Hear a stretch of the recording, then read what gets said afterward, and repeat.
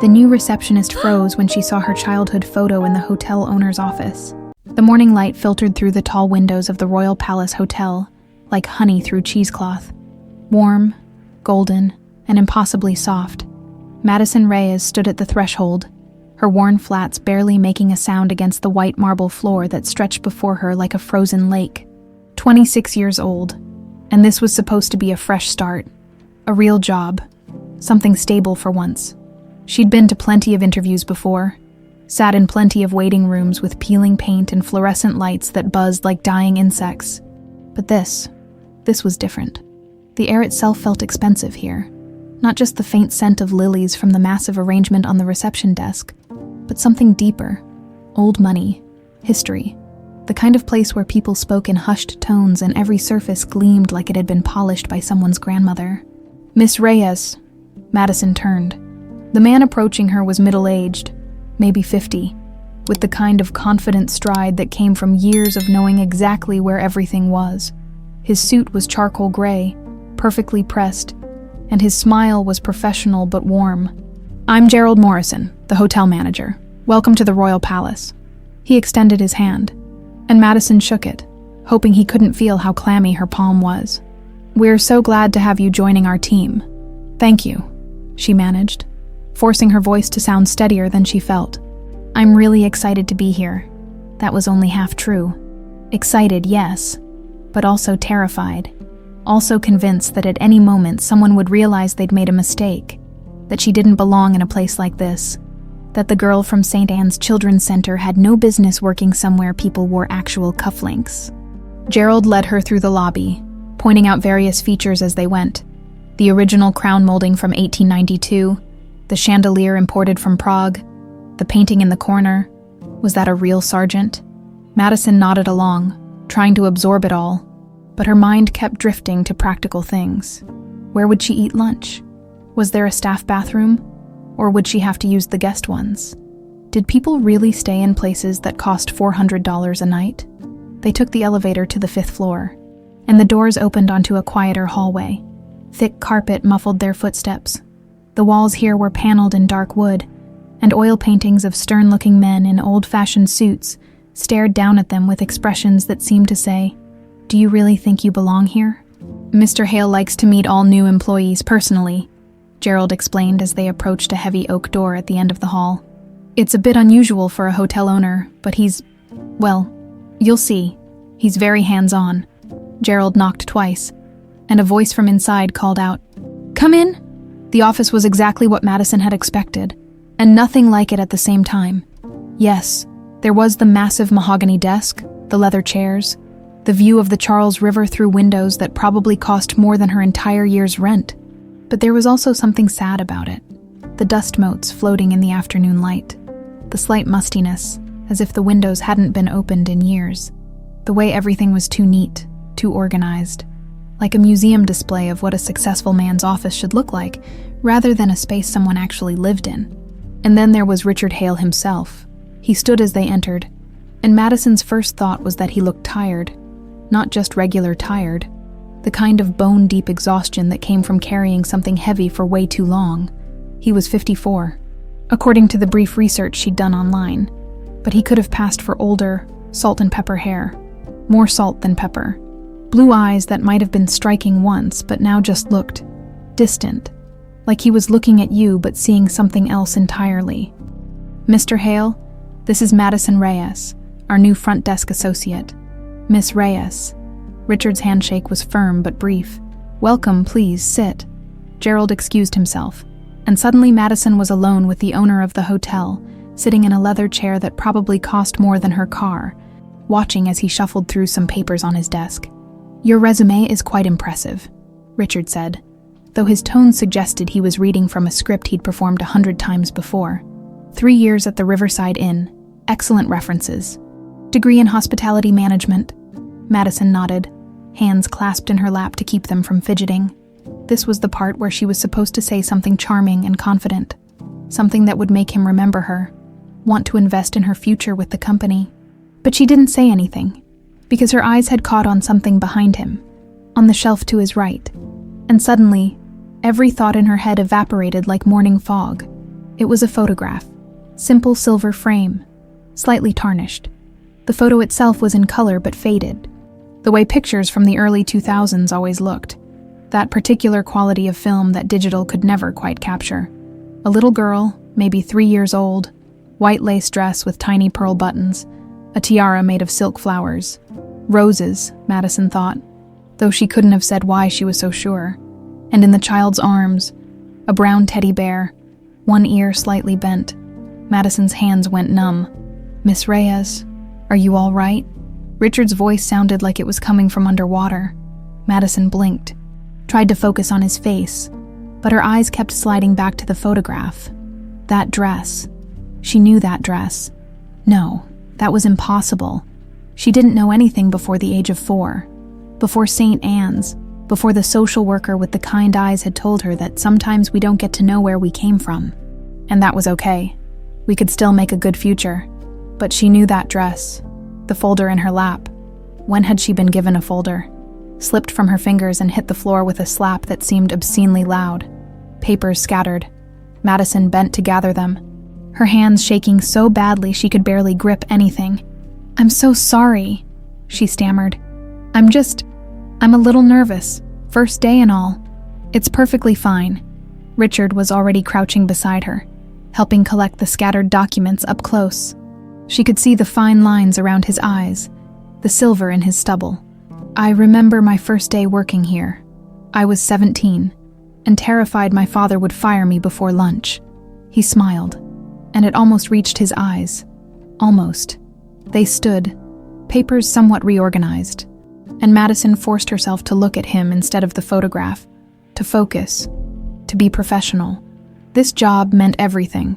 Decent pay, benefits, a chance to maybe, finally, start building something that looked like a normal life. "I promise I'm not usually this clumsy," she said, attempting a laugh that came out more like a cough. "We all have first day jitters." Richard returned to his desk, signing something with quick, efficient movements. "You'll do fine, Miss Reyes. Gerald speaks highly of you, and his judgment is rarely wrong." The meeting lasted another 5 minutes. Richard explained the hotel's philosophy, the importance of treating every guest like family, the legacy his grandfather had built, and he was determined to maintain.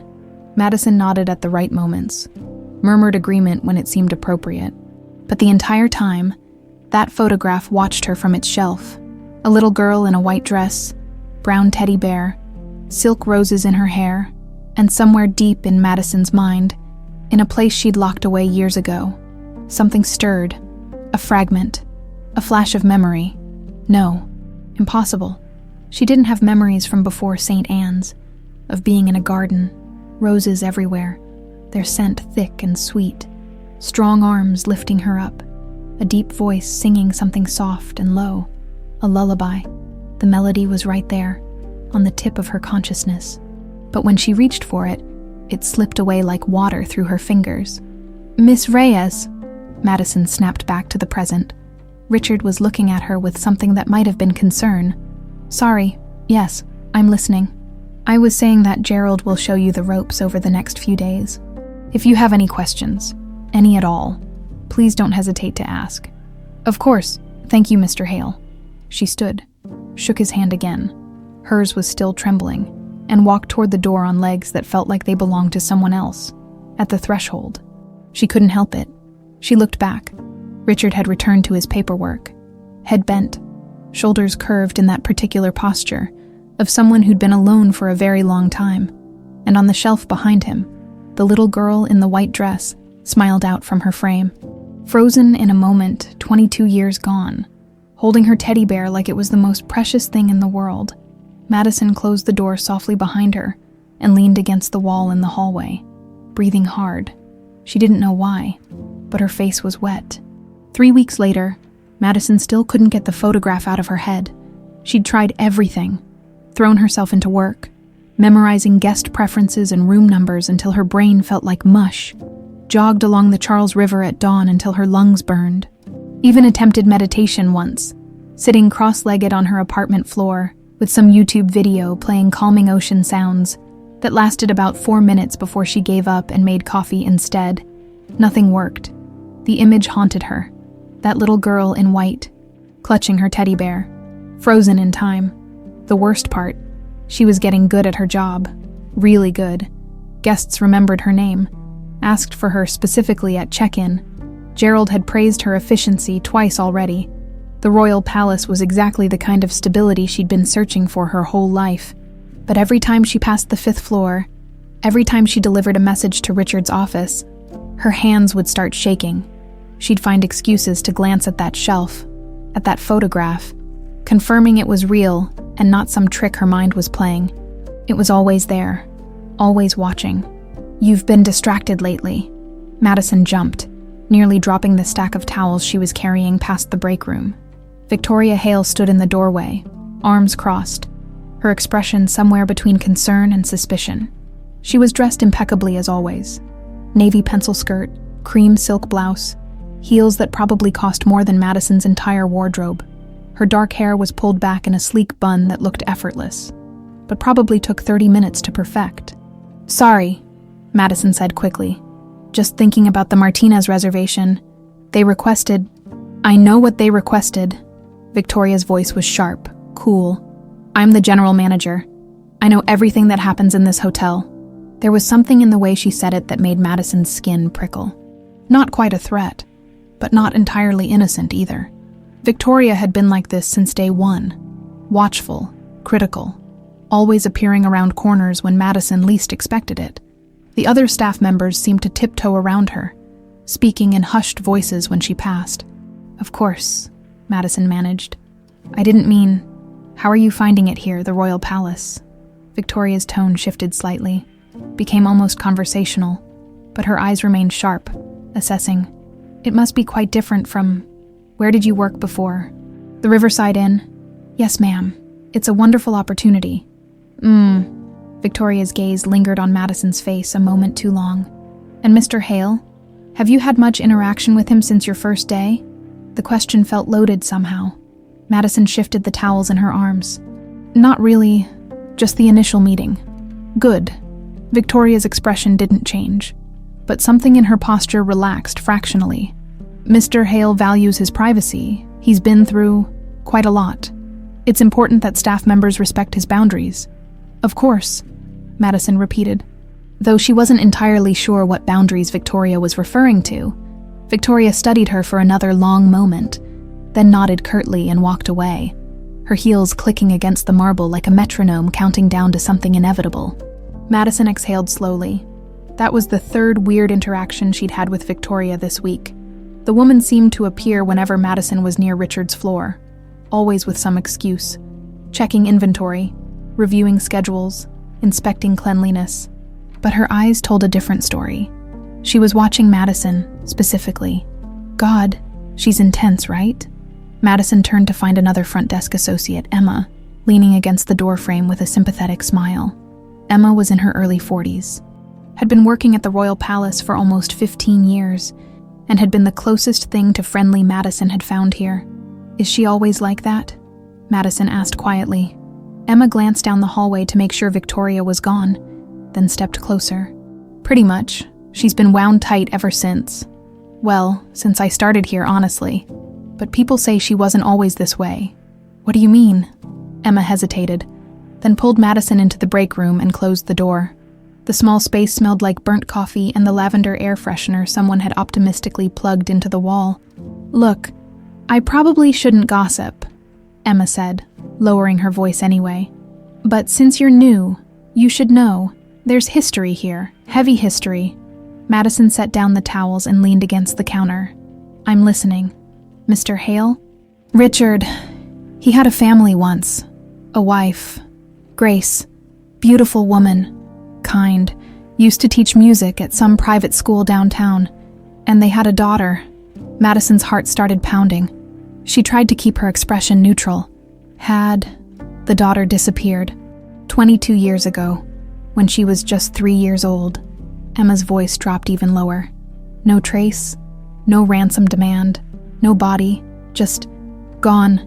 They searched for months. The police, the FBI, private investigators, nothing. The room suddenly felt too small. Too warm. Madison gripped the edge of the counter.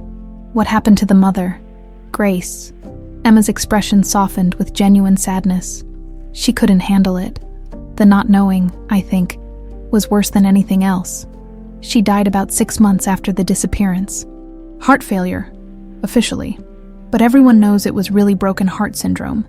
That's actually a real medical thing, you know. Madison nodded, not trusting herself to speak. And Victoria, that's Mr. Hale's younger sister. She's been managing the hotel ever since. Some people say she stepped up to help Richard cope. Others, Emma trailed off, looking uncomfortable. Others, what? Others say she was always jealous of Richard's success, of his perfect family, that she saw the tragedy as an opportunity. Emma shook her head quickly. But that's just mean speculation. Grief makes people weird, you know, makes them hard. What was the daughter's name? Madison asked, though she already knew, had known since the moment she saw that photograph. Lily Hale. Emma sighed. There are still pictures of her around the hotel if you know where to look, mister. Hale can't seem to let go. Not that I blame him. How do you move on from something like that? Madison's vision blurred slightly. She blinked hard, forced herself to focus. That's terrible. It really is. Emma glanced at her watch. Anyway, I should get back. But that's why Victoria's so protective, I think. She doesn't want anything upsetting her brother more than he already is. And why he's so... She searched for the word. Absent, I guess. Like he's physically here, but mentally somewhere else. After Emma left, Madison stayed in the break room for another 5 minutes, staring at her reflection in the small mirror above the sink. Brown eyes, dark hair that never quite cooperated, a face that was pretty enough but forgettable. Ordinary. Except it wasn't ordinary. Not if what she suspected was true. That evening, Madison's best friend Megan showed up at her apartment with Thai food and determination written all over her face. Okay, Spill, Megan announced, kicking off her shoes and heading straight for Madison's tiny kitchen. You've been weird for weeks, and when I say weird, I mean weirder than usual, which is saying something. Madison loved Megan fiercely. They'd met at St. Anne's when they were both 8 years old. 2 lost kids who'd somehow found each other in the chaos. Megan had been adopted at 10, had gotten lucky with a family that actually wanted her, but she'd never forgotten where she came from. Now she worked as a social worker at St. Anne's, helping other kids navigate the system that had almost destroyed them both. I need to show you something, Madison said. She pulled out her laptop and opened the folder she'd been obsessively filling for the past 3 weeks. Newspaper articles from 2001, police reports she'd found through questionable means, missing person databases, and photos. So many photos of Lily Hale. Megan set down her pad thai slowly. Maddie, what is this? Look at the pictures. Really look. Megan leaned closer, scrolling through the images. Lily at her 3rd birthday party wearing that white dress. Lily with her mother, matching smiles. Lily in a garden full of roses, laughing at something off camera. Okay, cute kid. Tragic story, but why? Megan stopped.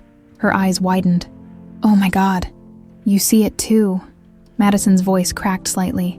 She looks exactly like you did at that age. Megan pulled up another tab, found the only photograph Madison had from her time at St. Anne's, a faded picture taken by a volunteer when Madison was 4, maybe 5. The resemblance was undeniable. Same eyes, same nose, same distinctive dimple in the chin. It gets weirder, Madison said. She pulled out a worn notebook, showed Megan the timeline she'd been piecing together. Lily Hale disappeared in August 2001. She was 3 years old. I showed up at St.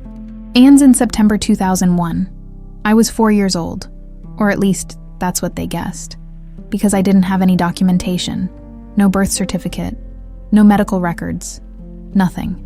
Megan stared at the notebook, then at the photos, then at Madison. Are you saying? I don't know what I'm saying. Madison ran her hands through her hair, frustration evident in every gesture. Maybe I'm crazy. Maybe I've been alone so long that I'm inventing connections where there aren't any. But Meg, I know that dress in the photo. When I saw it, something in my brain just clicked, like remembering a dream after you wake up. Do you remember anything else? From before St. Anne's? Madison closed her eyes, trying to grasp at the fragments that had been surfacing more frequently. Gardens? Roses everywhere. The smell so strong it was almost overwhelming. Someone singing. A woman's voice. Soft and sweet. And this feeling of being safe. Really, truly safe. She opened her eyes.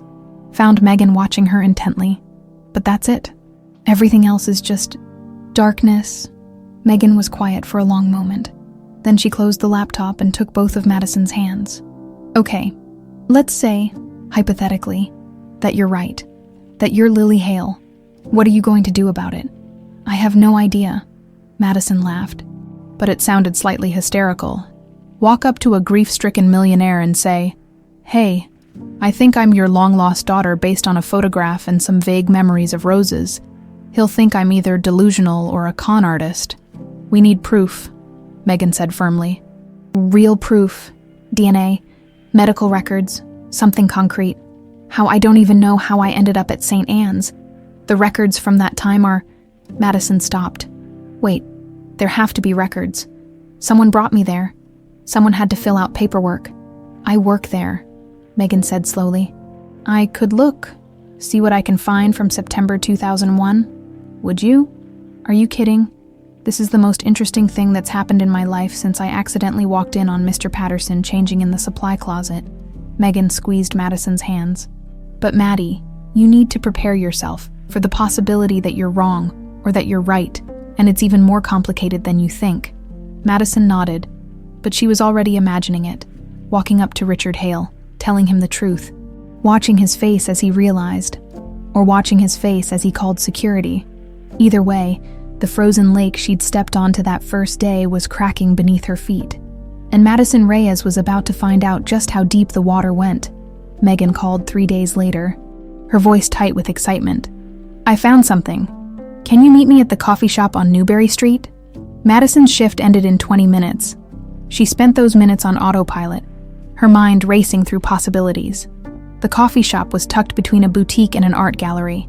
Megan was already there, hunched over a table in the back, a manila folder spread before her. I went through the intake records from September 2001, Megan said as Madison sat down. There's basically nothing about how you arrived at St. Anne's, but I talked to Mrs. Chen. You remember her. She remembers you being brought in. September 14th, 2001. She said a man brought you in late at night, said he'd found you wandering near Fenway Park. No-eyed. Couldn't tell him your name. Madison's hands went cold. What man? She couldn't remember much. Said he was nervous. Kept looking over his shoulder. Filled out bare minimum paperwork. Gave a fake name and phone number. Gone before police could get there.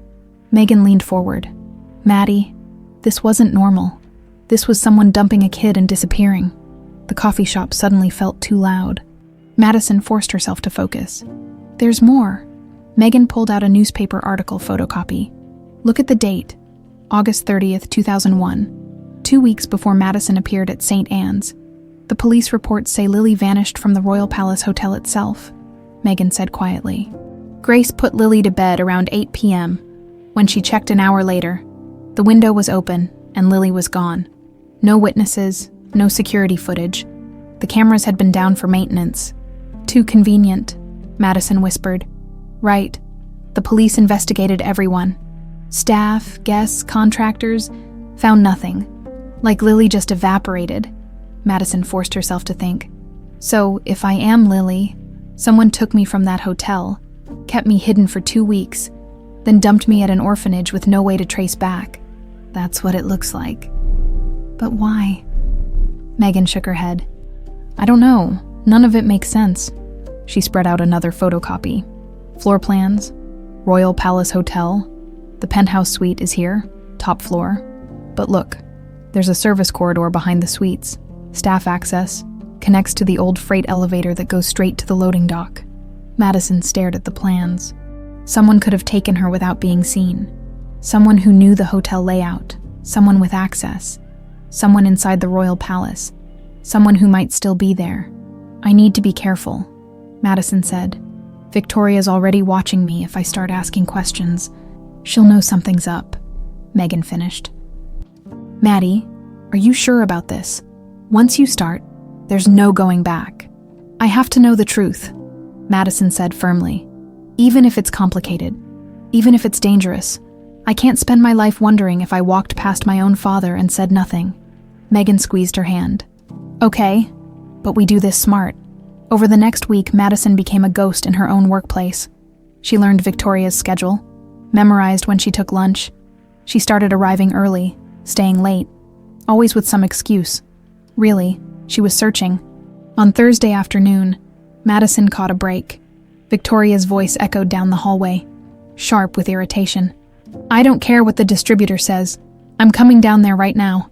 Victoria's heels clicked toward the elevator. Madison waited until the doors closed, then moved quickly. Victoria's office was usually locked, but in her hurry, she'd left it ajar.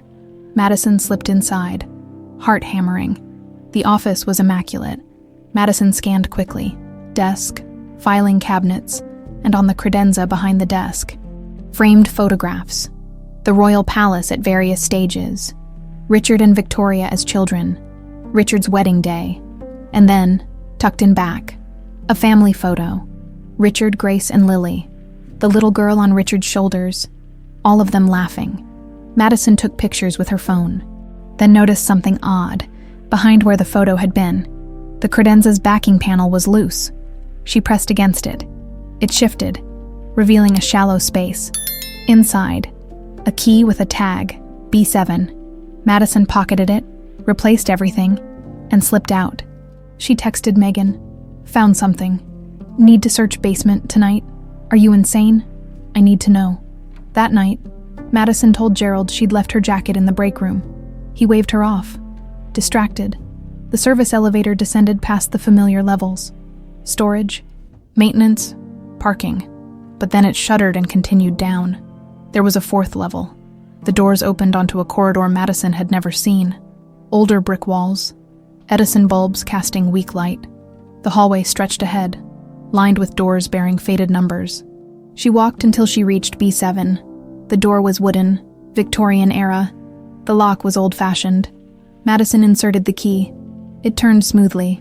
The door opened. Inside was a small room. No windows, one light bulb, and along every wall, boxes labeled in neat handwriting. Lily, baby clothes, Lily, toys, Lily, photos, Grace, personal items, a shrine, a secret shrine hidden where no one would find it. Madison opened the nearest box with trembling hands, photo albums. She flipped one open. Lily as a newborn, Lily learning to walk, Lily's first birthday, a whole life, documented and preserved underground. Madison sank to the floor and started taking pictures with her phone. Evidence, proof, a history she might claim. She didn't hear the footsteps until too late. The door swung wider, and Victoria stood there, backlit by the hallway, her face a mask of cold fury. I knew it, Victoria said softly. I knew you were trouble the moment I saw you. Madison's phone clattered to the floor, the sound echoing in the small concrete room. She scrambled to her feet, heart hammering so hard she could hear it in her ears. I was just... The words died in her throat. There was no explanation that would work, no excuse that would make this okay. Victoria stepped fully into the room, closing the door behind her with a soft click that sounded ominous in the silence. She was still dressed in her work clothes, tailored black pantsuit, cream blouse, heels that had probably cost more than Madison's rent. But her face was different than Madison had ever seen it. Not just angry, something deeper, something that looked almost like fear. Do you have any idea what you've done? Victoria's voice was low, controlled, but shaking at the edges. Breaking into my office, stealing keys, trespassing in restricted areas. She gestured at the boxes surrounding them. This is private property. Richard's private property. Madison forced herself to meet Victoria's eyes. I wasn't stealing anything. I was looking for answers. Answers to what? Victoria's laugh was sharp, brittle. What could you possibly be looking for down here? The truth. Madison's voice came out stronger than she felt. About Lily Hale. About what happened to her 22 years ago. Victoria went very still. In the dim light of the single bulb, her face looked carved from marble. That's none of your concern, isn't it? Madison took a step forward. her initial fear giving way to something else. Anger. Maybe. Or desperation. "I've been doing research, Victoria. I know when Lily disappeared. I know when I showed up at St. Anne's Children's Center with no memory, no identity, no documentation. The timing matches, the age matches, everything matches." "You think you're Lily?" Victoria's voice dripped with disdain. But something flickered in her eyes. "You're delusional or a con artist? Probably both. Then why are you so afraid?" Madison pressed. "If I'm just some delusional con artist, why have you been watching me since my first day? Why do you always appear whenever I'm near Richard's office? Why did you follow me down here tonight?" Victoria's jaw tightened. "I protect my brother. From gold diggers, from opportunists, from people who would take advantage of his grief. I'm not trying to take advantage of anyone." Madison's voice rose, echoing off the concrete walls. "I just want to know who I am. Do you have any idea what it's like to have no past, no history, to wonder every single day of your life where you came from, why no one wanted you? Of course I don't know what that's like." Victoria's tone was ice. "Because I know exactly who I am. I'm the woman who held this family together when it fell apart. I'm the one who kept the hotel running when Richard couldn't get out of bed for months. I'm the one who made the hard decisions when everyone else was drowning in grief." Something in the way she said it made Madison pause. There was bitterness there, yes, but also something else. Pain. Old pain. "You resented them," Madison said slowly, pieces clicking into place. "Richard and Grace and Lily. You resented their happiness." Victoria's face went white, then red. "You don't know anything about me. I know that you were always in Richard's shadow. The younger sister. I've seen the photos in your office. You're always standing just behind him, just out of focus, even as kids." Madison took another step closer.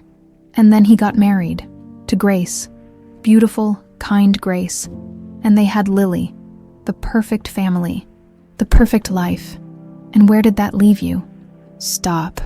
Victoria's voice was sharp, but Madison couldn't stop now. Wouldn't stop. "What did you do, Victoria?" The question hung in the air between them, heavy as a guillotine blade.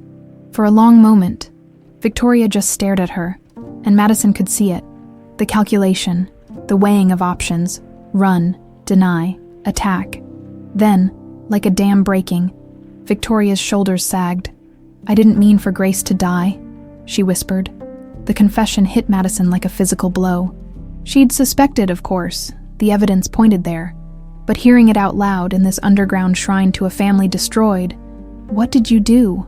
Madison repeated, softer this time. Victoria sank down onto one of the boxes, her perfectly composed facade crumbling. When she looked up, there were tears in her eyes. Real tears. The first human emotion Madison had seen from her. "I was jealous, God. I was so jealous." Victoria's voice cracked. "Richard was Dad's golden boy, always. And then he married Grace, this beautiful woman who looked at him like he hung the moon. And then Lily." She closed her eyes. "Lily was perfect, sweet and bright and loved. So loved. And everyone said she'd inherit the hotel someday, that she'd carry on the Hale legacy. And you'd get nothing," Madison said quietly. "I'd worked at this hotel since I was 16. I knew every inch of it, every system, every guest preference. I'd sacrificed relationships, opportunities, everything for this place. And it was all going to go to a 3-year-old child who didn't even understand what a hotel was." Victoria wiped her eyes roughly. "I know how that sounds. I know. But you have to understand. I didn't want to hurt anyone. I wanted her gone, out of the picture. I thought if Lily disappeared, Richard and Grace would be devastated. Yes, but eventually they'd move on. They'd have another child maybe, and I'd still have a chance at inheriting something, being something." Madison felt sick. "So you took her." "I hired someone, a man I'd met through some questionable business contacts, gave him access to the hotel, told him when Grace would put Lily to bed, which room she'd be in. The cameras were down for maintenance. I made sure of that.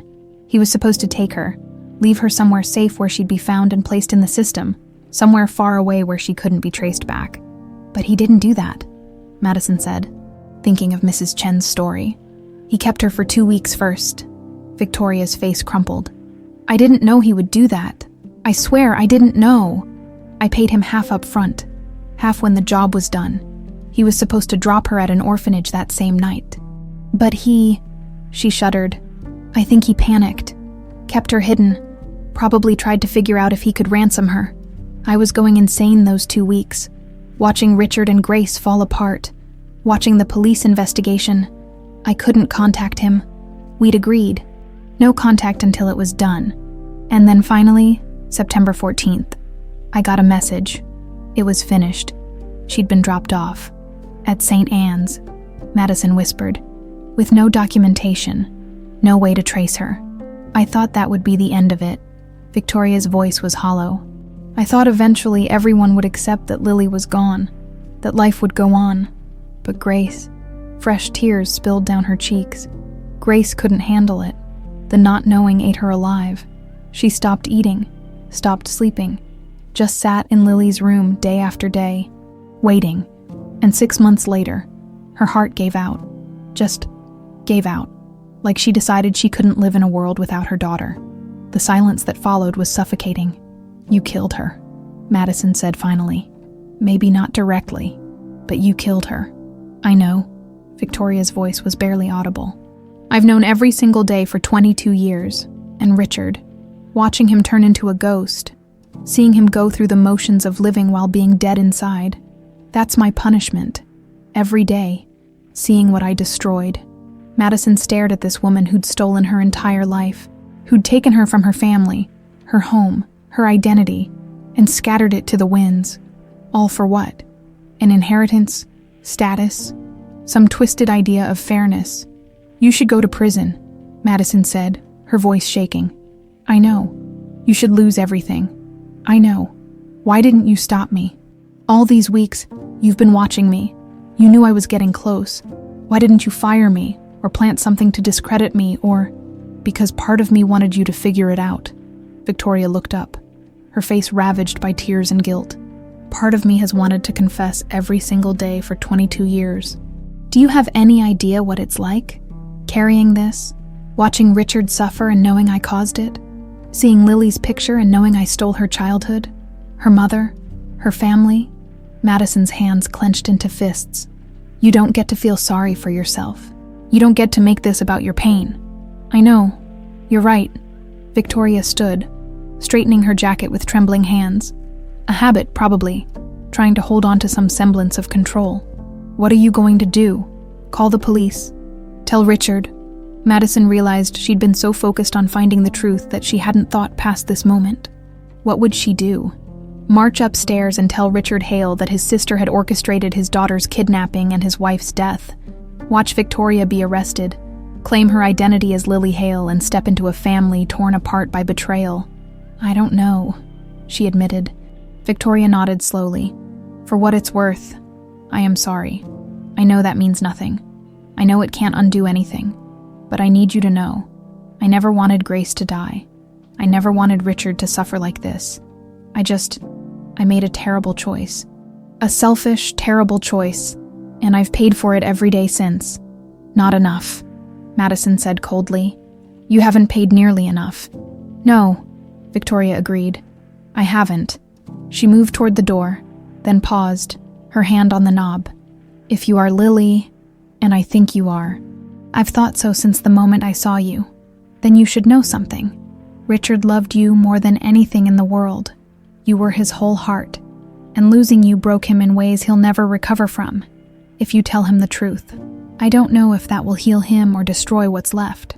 That's not your choice to make anymore, Madison said. You gave up that right when you took me from my bed 22 years ago. Victoria nodded once more, opened the door, and walked out into the corridor. And Madison was alone, surrounded by boxes of a life she'd never known, holding evidence of a crime that had shaped her entire existence, with absolutely no idea what to do next. Her phone was still on the floor where she'd dropped it. She picked it up with shaking hands and typed a message to Megan. It's true. All of it. I'm Lily Hale. And Victoria confessed everything. The response came almost immediately. Oh my God, are you okay? Where are you? Madison looked around at the shrine, at the photo albums and baby clothes and carefully preserved memories of a family that had been destroyed by jealousy and greed. "I'm in the basement," she typed back. "I'm surrounded by my past, and I have no idea what to do with my future." She sat down on the cold concrete floor, hugged her knees to her chest, and finally let herself cry. For the little girl who'd been stolen, for the parents who'd been destroyed, for the woman she'd become in the shadow of a crime she'd never known existed. And for the impossible choice she now had to make. Megan arrived at Madison's apartment 40 minutes later, still in her pajamas with a coat thrown over them, her hair in a messy bun. She took one look at Madison's face, pale, eyes red from crying, hands still shaking, and pulled her into a fierce hug. "Tell me everything," she said.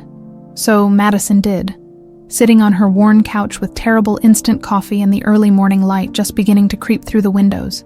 She told Megan about the basement room, the shrine, Victoria's confession. Every word felt surreal, like she was narrating someone else's life. "Holy shit," Megan breathed when Madison finished. "Victoria actually admitted it. She actually told you she orchestrated the whole thing. She said she didn't mean for Grace to die." Madison's voice was flat. "Like that makes it better somehow." "It doesn't." Megan's expression was hard. "Intent doesn't change the result. That woman destroyed multiple lives because she was jealous." Madison stared into her coffee cup. "What do I do, Meg? Do I go to the police? Do I tell Richard? Do I just walk away and pretend I never found out?" "Walk away?" Megan looked at her like she'd suggested setting the hotel on fire. "Maddie, you can't walk away. You're Lily Hale. You have a father who's been grieving for you for 22 years. You have a family, a history, a name that's actually yours." "Do I, though?" Madison set down her cup before she dropped it.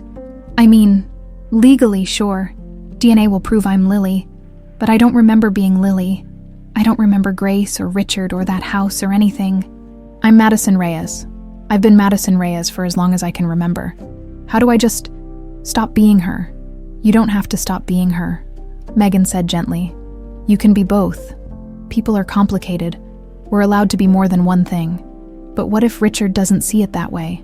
What if he wants his Lily back? The 3-year-old girl with the white dress and the teddy bear.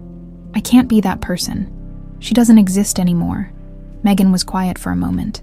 "You know what you need. You need to talk to him before you decide anything. Before you go to the police, before any of this blows up, you need to talk to Richard." Madison's stomach twisted. "And say what?" "Hi, remember your dead daughter? Surprise, I'm her." Something like that. "Yeah." Megan's tone softened. "Look, I know you're scared. I know this is huge and terrifying and complicated, but that man has spent 22 years not knowing what happened to his daughter. You have the power to give him answers, and maybe you both need that. What about Victoria? What about her?" She confessed. "Whether you go to the police now or later, she's going to pay for what she did." Megan's eyes hardened. She should pay for it. Madison thought about Victoria's face in that basement room. The tears, the guilt, 22 years of carrying that secret. She's already been paying for it every day. You should have seen her, Meg. She's destroyed by what she did. "Good," Megan said flatly. "She should be destroyed. She destroyed everyone else." Madison couldn't argue with that. "Okay," she said finally. "I'll talk to Richard, but I need proof first. Real proof, the DNA test. How long does that take? A few days for results? Maybe a week?" I looked it up. Madison pulled out her phone, showing Megan the lab website she'd found. "There's a clinic in Cambridge that does paternity testing. But I need Richard's DNA sample, and I can't exactly ask him for it without explaining why." Megan was already pulling out her own phone. "So we get it without asking. Does he have an office at the hotel?" "5th floor, but Victoria's not going to say anything. She can't. Not without incriminating herself." Megan's fingers flew across her screen. "Here, there's a clinic that accepts samples for testing. You just need something with his DNA on it.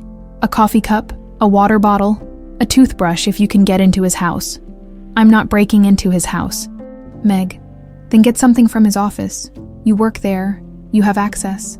Madison thought about Richard's office. The coffee he always drank from the same mug. The pens he chewed when he was thinking, I could do that tomorrow. I have a shift. Good. And in the meantime, Megan stood, pulling Madison up with her. In the meantime, you're going to take a shower, eat something real, and try to sleep for a few hours because you look like death, and you need to be sharp. Madison wanted to argue, but Megan was right. She felt wrung out, empty, like she'd cried out everything inside her and had nothing left. The next few days passed in a blur of anxiety and terrible anticipation. Madison went to work, smiled at guests, checked people in and out, all while feeling like she was watching herself from outside her body. Victoria avoided her, which was both a relief and unsettling. The few times their paths crossed, Victoria wouldn't meet her eyes. On Friday afternoon, Madison finally got her chance. Richard had called down to the front desk asking for copies of some invoices. Gerald started to go himself, but Madison volunteered. I need to stretch my legs anyway, she said, forcing a casual tone. Gerald shrugged and handed her the invoices. 5th floor, you know where his office is. Madison's heart hammered as she took the elevator up. This was it. This was her chance. Richard's office door was open. She knocked anyway, and his voice called out, Come in. He was sitting at his desk, papers spread out before him, looking tired.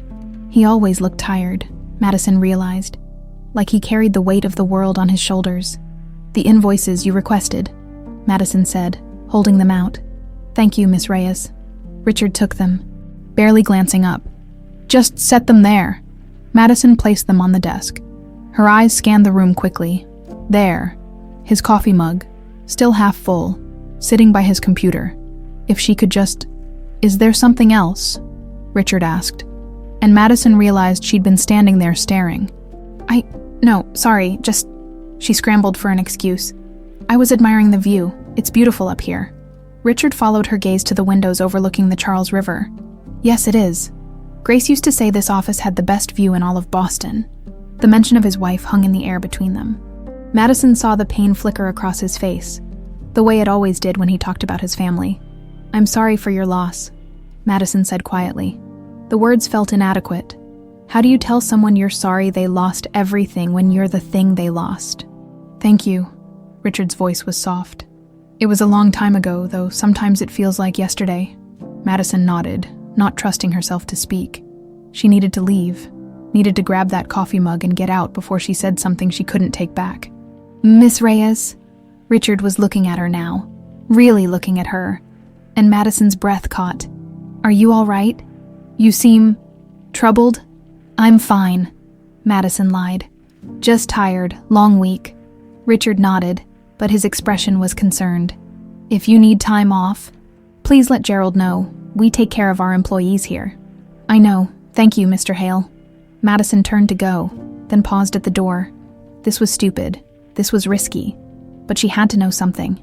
Mr. Hale, can I ask you something? Of course. Your daughter? Lily. What was she like? The question clearly surprised him. Richard sat back in his chair, his expression softening into something that was both painful and beautiful. She was sunshine, he said finally. Pure sunshine. She laughed at everything. Butterflies, bubbles, the way the light came through the windows in the morning. She loved music. Grace would sing to her every night, and Lily would try to sing along even though she could barely talk yet. His voice cracked slightly. She was fearless, always climbing, always exploring. Grace used to joke that we'd have to put locks on everything, or Lily would end up on the roof. Madison felt tears pricking her eyes. She sounds wonderful. She was everything. Richard looked out the window again. I used to imagine what she'd be like now. 26 years old. Would she have gone to college? What would she have studied? Would she have worked here at the hotel? Or would she have chosen her own path? Would she have Grace's voice? Her kindness? Would she have my stubbornness? He shook his head. Foolish questions, but I can't seem to stop asking them. They're not foolish, Madison whispered. Richard looked at her, and for a moment, Madison thought he saw something. Some recognition, some connection. But then he just smiled sadly. You're kind to say so. Thank you, Miss Reyes. Madison left before she broke down completely. She made it to the staff bathroom before the tears came. She locked herself in a stall and cried as quietly as she could. One hand pressed over her mouth to muffle the sobs. That was her father. That man sitting in that office, asking himself questions about a daughter he'd never know grew up. Except he could know. She could tell him right now. Walk back in there and say, "I'm here, I'm Lily. I'm right here." But she couldn't. Not yet. Not without proof. Madison composed herself, fixed her makeup, and returned to the front desk. An hour later, when she volunteered to take the day's trash up to the service area, she made a detour.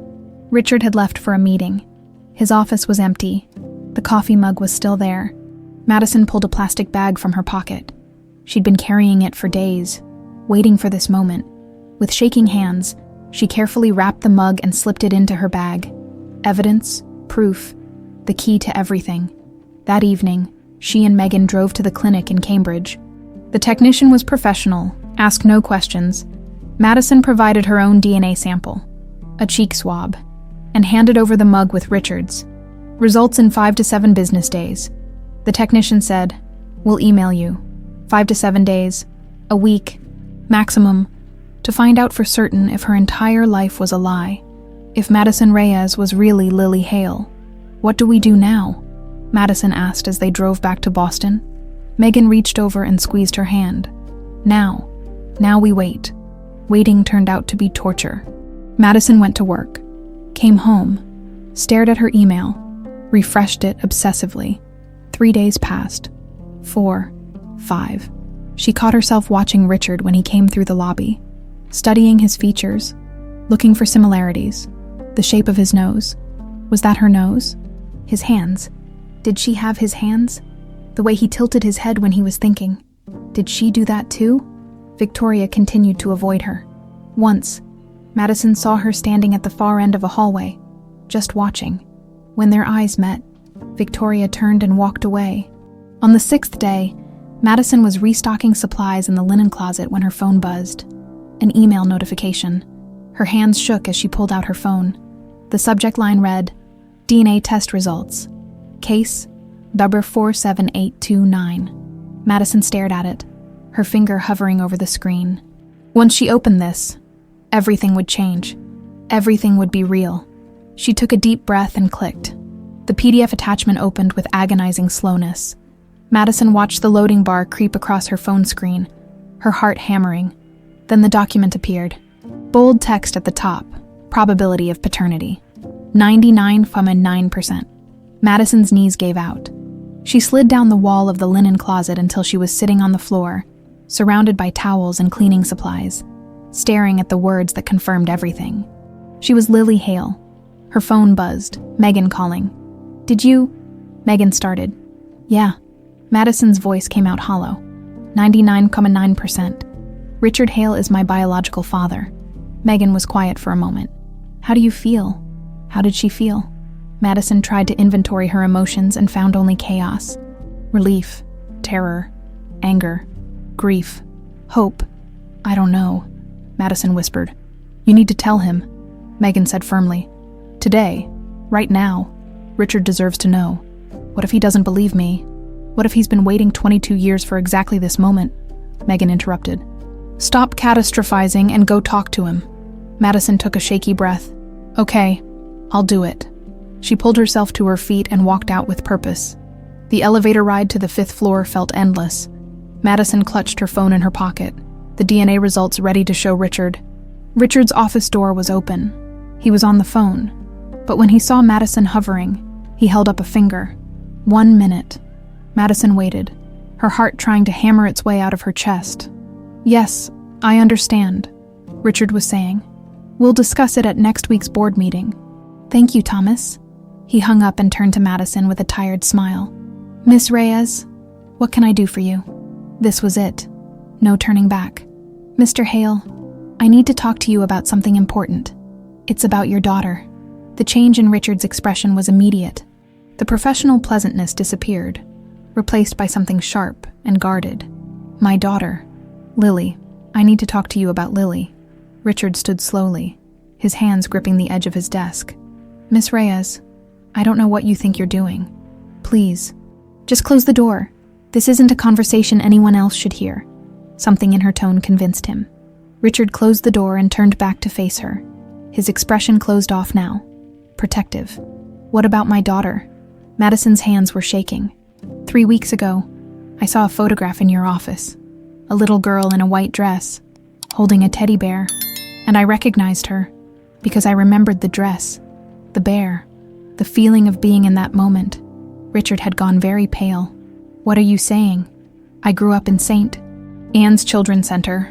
I was brought there in September 2001, supposedly 4 years old. No documentation, no memory. The man who dropped me off gave a fake name and disappeared.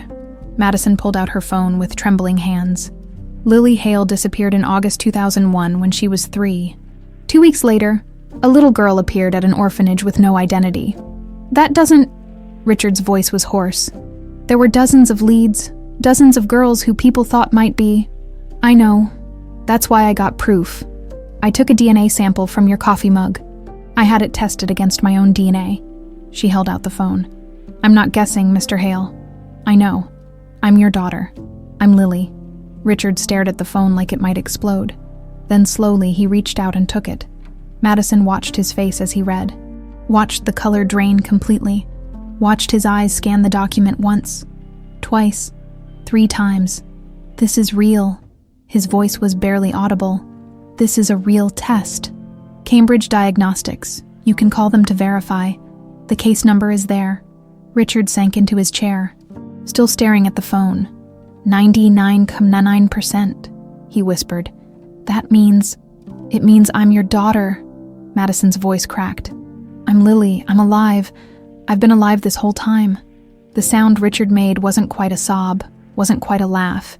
He pressed one hand over his mouth, his eyes suddenly bright with tears. Oh my God, I'm sorry, Madison said, tears streaming down her face. I don't remember you. I don't remember Grace or anything. I'm sorry I can't be the Lily you lost. Sorry. Richard looked up at her, his face a mess of tears and shocked joy. You're alive. You're standing right here. You're real. He stood abruptly, took 2 steps toward her, then stopped, uncertain. Is it okay if I... Madison didn't wait. She closed the distance and let Richard Hale, her father, pull her into an embrace that felt like coming home to a place she'd never known existed. Richard was shaking, his arms wrapped around her like he was afraid she'd disappear. Lily, he breathed into her hair. My Lily, my baby girl. I go by Madison. She managed through tears. I've been Madison for so long. I don't know how to be anyone else. Madison, Richard repeated, pulling back to look at her face, his hands on her shoulders. Okay, that's who you are. God, you look so much like Grace. Your eyes. How did I not see it? You weren't looking for me here, Madison said softly. Richard laughed, the sound wet and broken. I need to call Thomas. There's so much we need to do. Legal documentation, finding out who did this. I know who did it, Madison said quietly. Richard froze. What? I know who took me, who arranged everything. Madison took a breath. It was Victoria. The words hung in the air like a bomb. What? Richard's voice was barely a whisper. She confessed to me, a week ago in the basement. She hired someone to kidnap me, to take me away so she'd have a chance at inheriting the hotel. Madison watched Richard's face crumble. She said she never meant for Grace to die. She didn't know. Richard's voice was hollow. She didn't know that taking away Grace's daughter would kill her. He stopped, pressing both hands against his face. My sister, my own sister did this.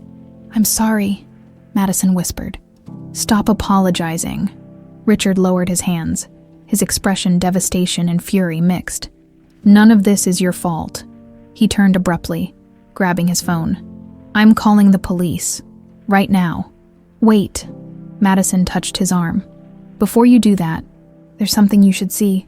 Victoria's been keeping something. A room in the basement. It's full of things that belong to Lily, to me, and to Grace. Richard's expression shifted to something Madison couldn't read. Pain. Longing. Show me, he said hoarsely.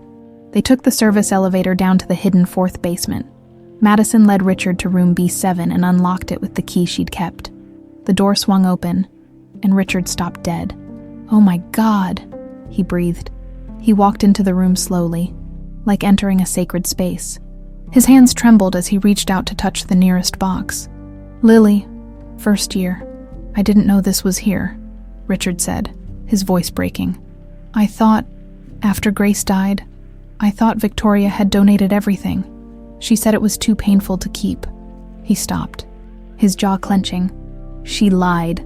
She kept it all locked down here. Madison watched as Richard opened the box, pulling out a tiny pink onesie with embroidered butterflies.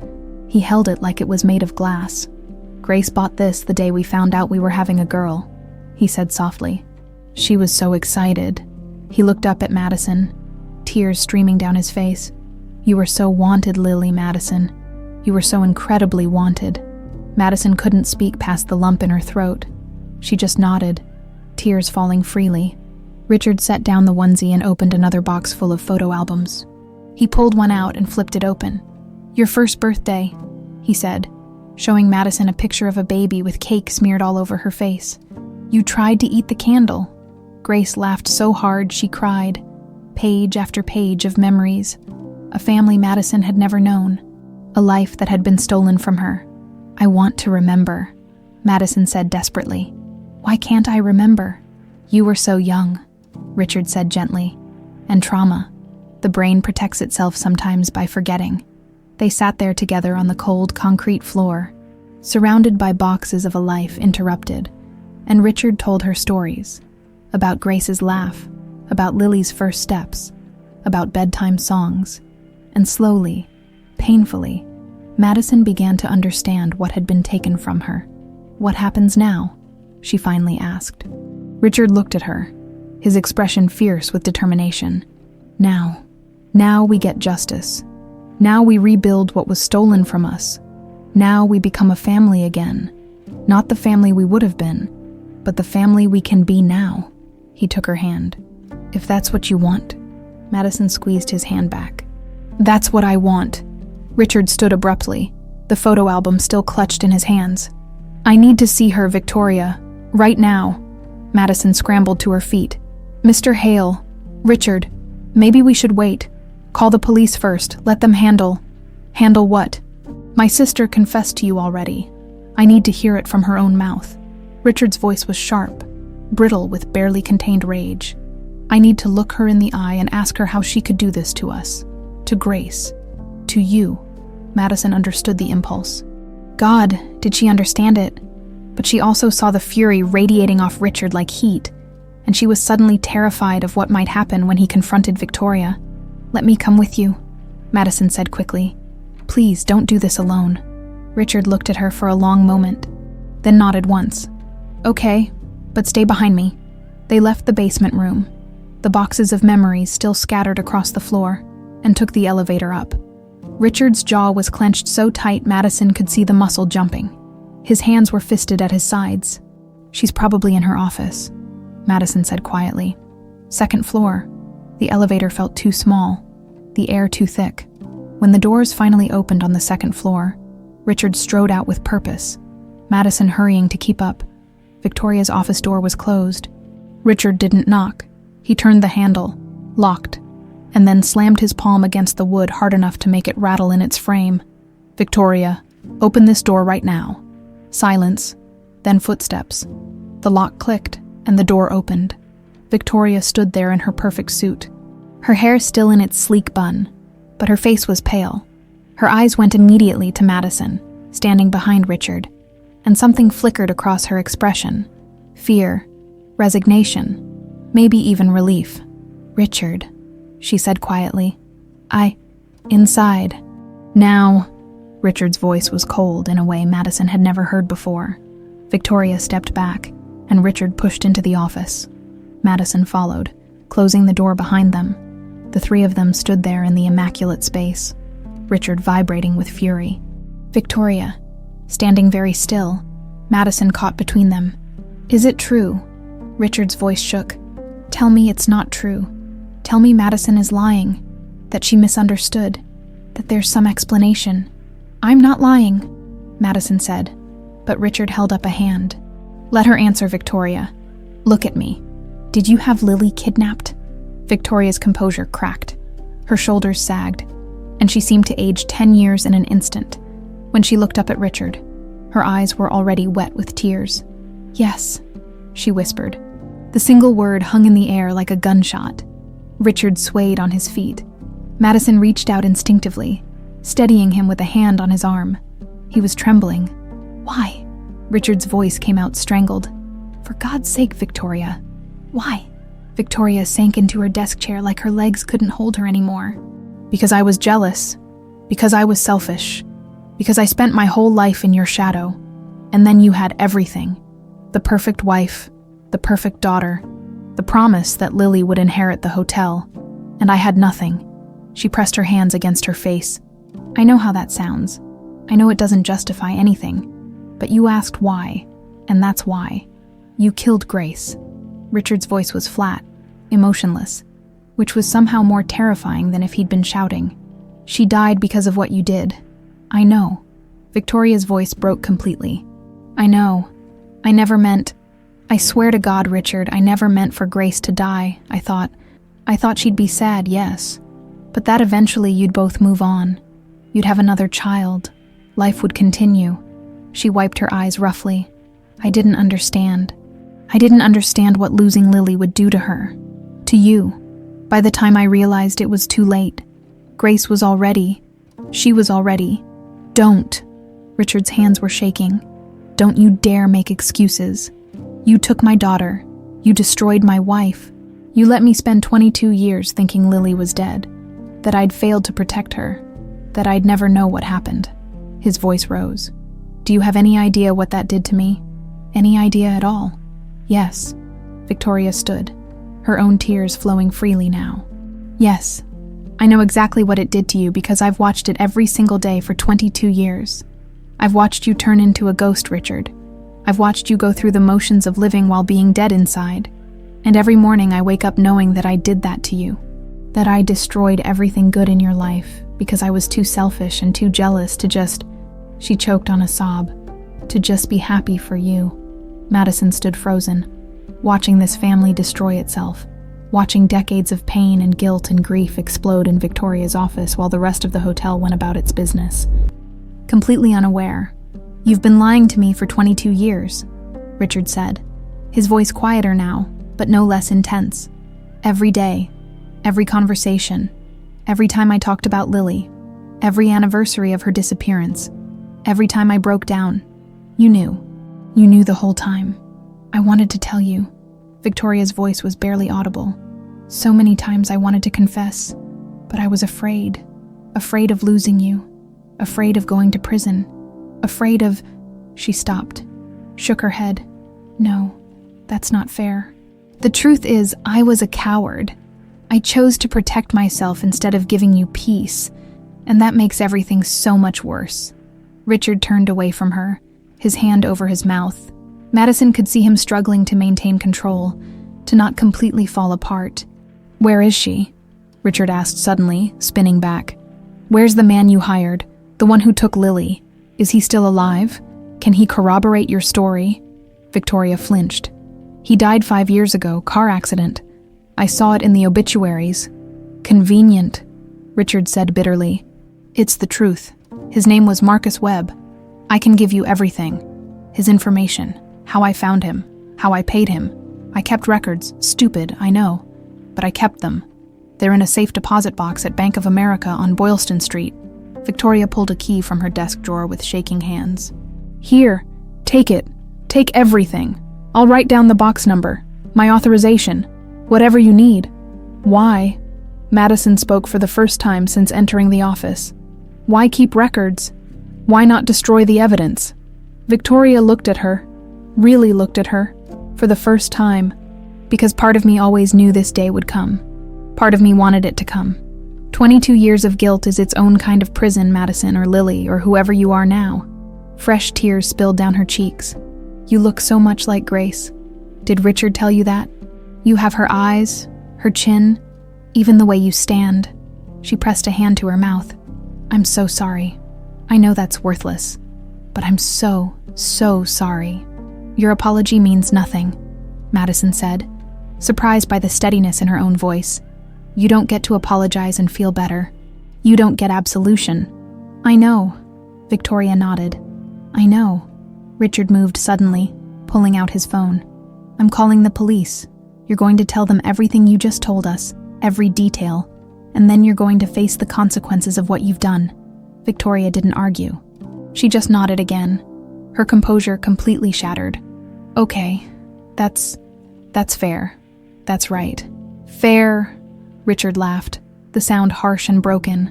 "Fair would be Grace still being alive.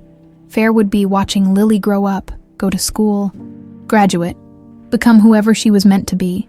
Fair would be the last 22 years never happening." He held the phone to his ear. "There's no fair here, Victoria. There's only justice. And even that feels like too little, too late." The conversation with the police dispatcher was brief and clinical. Richard gave the address, explained that there was a confession to a kidnapping from 2001, requested officers be sent immediately. His voice was steady, professional. Only Madison, standing close enough to see, noticed the tears streaming silently down his face. When he hung up, the three of them stood in horrible silence, waiting. Victoria had sunk back into her chair, staring at her hands. Richard stood by the window, his back to both of them. Madison felt suspended between past and present, between Madison Reyes and Lily Hale, between the rage she felt and the strange, complicated pity that kept creeping in when she looked at Victoria's broken form. "I loved you," Richard said suddenly, still facing the window. "You were my little sister. I remember teaching you to ride a bike. I remember helping you with your homework. I remember being proud when you graduated business school, when you came to work here at the hotel." He turned around, and his face was ravaged by grief. "When did that sister disappear? When did you become someone who could do something like this?" Victoria's voice was small, defeated. "I don't know. Maybe she was always there and you just didn't see her. Maybe I've always been capable of terrible things, and circumstance finally gave me the opportunity." She looked up at Richard with hollow eyes. "Or maybe good people can do monstrous things when they're desperate enough. I'd like to think that's true, that I was good once, and then I made a choice that poisoned everything." "It doesn't matter," Richard said flatly. "Not anymore. Whatever you were before, you're a criminal now, a kidnapper, a murderer, even if it was indirect." "I know." Footsteps in the hallway outside. The authoritative voices. The police had arrived quickly, probably helped by Richard's name, by the prominence of the Royal Palace Hotel. Richard opened the door. 2 uniformed officers stood there, along with a detective in a suit. Richard Hale. "Yes. Come in. This is Victoria Hale, my sister. She has a confession to make regarding the kidnapping of Lily Hale in 2001. The detective's eyebrows rose. "The Lily Hale case. That case is over 20 years old." "I'm aware." Richard's voice was steady. "My daughter was recently found alive, and my sister has confessed to orchestrating her kidnapping." The detective's gaze shifted to Victoria, then to Madison. "And you are Madison Reyes," she said quietly. "Lily Hale. I'm the victim." The detective's expression shifted from professional skepticism to shock. "I'm going to need statements from all of you, Ms. Hale. Victoria Hale. You understand you don't have to say anything without a lawyer present." "I understand," Victoria said. "I'm waiving that right. I want to confess. All of it. Everything." "Victoria," Richard started, then stopped. What was there to say? Don't incriminate yourself. Protect yourself. After what she'd done. "It's okay," Victoria said softly. "It's time. It's past time." The detective pulled out a recording device. "All right then, let's start from the beginning." And Victoria began to speak. Every detail. How she'd found Marcus Webb through a private investigator she'd hired for security consulting. How she'd paid him $20,000. 10 up front, 10 upon completion. How she'd given him access to the hotel, told him which window to use. When Grace would put Lily to bed, how the security cameras had been conveniently down for maintenance that she'd arranged. Madison listened to her own kidnapping recounted in clinical detail and felt strangely detached. This was her story, her trauma. But it felt like it had happened to someone else, to Lily Hale. not Madison Reyes. Richard listened with his arms crossed, his face carved from stone. Only the tears that continued to fall betrayed any emotion. When Victoria finished, the detective asked a few clarifying questions, then nodded to the uniformed officers. Victoria Hale, you're under arrest for kidnapping, conspiracy to commit kidnapping, and child endangerment. You have the right to remain silent. Victoria stood calmly and held out her wrists for the handcuffs. She didn't resist, didn't protest, just let them cuff her with an expression of what looked almost like peace. As they led her toward the door, she stopped and looked back at Richard. I really am sorry. I know that doesn't change anything, but I am. Richard didn't respond, just watched as they took his sister away. When the office was empty except for Richard and Madison, the silence felt suffocating. What happens now? Madison finally asked. Richard turned to her, and his expression softened slightly. Now we figure out how to be a family. You and me, whatever that looks like. Madison nodded. I'd like that. Richard pulled her into another embrace, and Madison let herself be held by her father, while the world they'd both known rearranged itself into something new and uncertain and terrifying and hopeful all at once. Footsteps in the hallway outside. Authoritative voices. The police had arrived quickly, probably helped by Richard's name, by the prominence of the Royal Palace Hotel. Richard opened the door.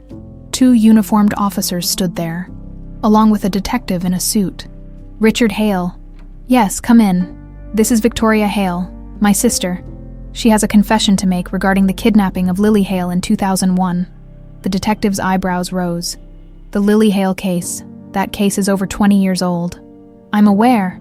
Richard's voice was steady. My daughter was recently found alive, and my sister has confessed to orchestrating her kidnapping. The detective's gaze shifted to Victoria, then to Madison. And you are Madison Reyes, she said quietly. Lily Hale. I'm the victim. The detective's expression shifted from professional skepticism to shock. I'm going to need statements from all of you, Ms. Hale. Victoria Hale. You understand you don't have to say anything without a lawyer present. I understand, Victoria said. I'm waiving that right. I want to confess. All of it. Everything. Victoria. Richard started, then stopped. What was there to say after what she'd done? It's okay, Victoria said softly. It's time. It's past time. The detective pulled out a recording device and settled into a chair. The uniformed officers positioned themselves by the door. Madison stood near the window while Richard remained standing, his arms crossed, his face carved from stone. All right then, the detective said. Let's start from the beginning. State your full name for the record. Victoria Margaret Hale. Her voice was quiet but clear. And you're confessing to involvement in the kidnapping of Lily Hale on August 30th, 2001. Yes, I orchestrated it. I planned it. I paid for it. Victoria took a shaky breath. I'm responsible for everything that happened. Walk me through it, from the beginning. And Victoria began to speak. Every detail. How she'd felt watching Richard's perfect life while she remained in his shadow. How the jealousy had festered for years, turning toxic. How she'd hired a private investigator under the guise of security consulting, and through him had found Marcus Webb, a man willing to do questionable things for the right price. I paid him $20,000, Victoria said, her voice hollow. $10,000 up front, $10,000 upon completion. I gave him the layout of the hotel, told him which suite we were staying in while the mansion was being renovated. I told him Grace's routine, how she put Lily to bed at 8 o'clock every night, how she'd check on her an hour later. I arranged for the security cameras to be down for maintenance. Madison listened to her own kidnapping recounted in clinical detail and felt strangely detached. This was her story, her trauma, but it felt like it had happened to someone else. What were Mr. Webb's instructions? The detective asked. To take Lily and leave her at an orphanage far from Boston, somewhere she couldn't be traced back. I told him no harm was to come to her. She was just supposed to disappear into the system. Victoria's voice cracked. He was supposed to do it that same night, but he didn't. He kept her for 2 weeks. I didn't know where she was, if she was safe, if... She stopped, shaking her head. When I finally got word that he'd dropped her at St. Anne's Children's Center, I was relieved. At least she was alive. At least she'd be taken care of. Did you maintain contact with Mr. Webb after the kidnapping? No. We'd agreed. No contact. I paid the second half of his fee through a dead drop. And that was it. I never saw him again. He died 5 years ago. Car accident. The detective made notes. And you're aware that Grace Hale, the victim's mother, died 6 months after the kidnapping. Victoria's composure shattered. Tears streamed down her face. I never meant for that to happen. I swear to God, I never meant. I thought Grace would be sad. Yes, but that eventually they'd move on. Have another child. I didn't understand. I didn't understand that losing Lily would kill her. But you didn't come forward, the detective said, his tone neutral. Even after Grace Hale's death, you maintained your silence. I was afraid. And I was a coward. Victoria wiped her face roughly. I watched my brother suffer every single day for 22 years, and I said nothing. I let him think his daughter was dead. I let him blame himself. I destroyed his life, and I protected myself instead of giving him the truth. Richard made a sound, half sob, half something else, and turned away to face the window. The detective asked more questions, details about Marcus Webb, his physical description, last known address, any identifying information, the location of the safe deposit box with the records, bank account information showing the payments, every piece of evidence that would build the case against her. Through it all, Victoria answered clearly and completely. No hedging, no minimizing, just the raw, ugly truth. Finally, the detective turned off the recording device and nodded to the uniformed officers. Victoria Hale, you're under arrest for conspiracy to commit kidnapping in the first degree, and child endangerment. You have the right to remain silent. Anything you say can and will be used against you in a court of law. You have the right to an attorney. If you cannot afford an attorney, one will be provided for you. Do you understand these rights? Yes, Victoria said quietly. Do you wish to continue speaking with us without an attorney present? Yes. One of the officers pulled out handcuffs. Victoria stood calmly and held out her wrists. She didn't resist, didn't protest, just let them cuff her with an expression that looked almost like peace. As they led her toward the door, she stopped and looked back at Richard. I really am sorry. I know that doesn't change anything. But I am. Richard didn't respond, just watched as they took his sister away. The detective remained behind, closing his notebook. Mr. Hale, Mrs. Reyes, we'll need formal statements from both of you. The DNA test results as well. This is going to be a complex case given the time elapsed. But with Mrs. Hale's confession and the physical evidence she mentioned, we should be able to build a solid prosecution. What kind of sentence is she looking at? Richard's voice was flat. Hard to say definitively. Kidnapping in the first degree carries 10 to 25 years in Massachusetts. Given the circumstances, the confession, her cooperation, the age of the crime, a judge might show some leniency. But Mrs. Hale will be spending significant time in prison. Richard nodded once. Good. The detective handed Richard a business card. I'll need you both to come down to the station tomorrow to give your statements, and Ms. Reyes, Madison, will want to document your memories of the time period, the conditions at St. Anne's when you arrived, anything you can recall. I don't remember much, Madison admitted. Everything before I was 4 is mostly blank. That's not uncommon with childhood trauma. We'll work with what we have. The detective's expression softened slightly. For what it's worth, I'm glad you found your way home. Cases like this, they don't usually have happy endings. After the detective left, Richard and Madison stood alone in Victoria's office. The space felt haunted now, contaminated by the confession it had witnessed. I don't know what to do, Richard said quietly. I don't know what happens next. I've spent 22 years imagining finding Lily, but I never imagined this. Never imagined it would be because my own sister. He stopped, his voice breaking. How do I process this? How do I move forward? Madison didn't have an answer. She was asking herself the same questions. Maybe we don't process it, she said finally. Not yet. Maybe we just survive it, one day at a time. Richard turned to look at her, and his expression was so raw it hurt to witness. I lost you once. I'm terrified of losing you again. You won't. Madison said, more certain of this than anything else. I'm here, I'm real, and I'm not going anywhere. You say that now, but Richard gestured helplessly. You have your own life, Madison, your own identity. I can't expect you to just step into being Lily Hale and pretend the last 22 years didn't happen. I'm not pretending anything didn't happen. Madison moved closer, putting a hand on his arm. I am Madison Reyes. That's who I became, and I'm not ashamed of that person. But I'm also Lily Hale. I'm both, and maybe that's okay. Maybe I don't have to choose. Richard's eyes filled with tears. I don't deserve you. After everything that's happened. After what my family did to you. Stop. Madison's voice was firm. Victoria did this. Not you. Not your family.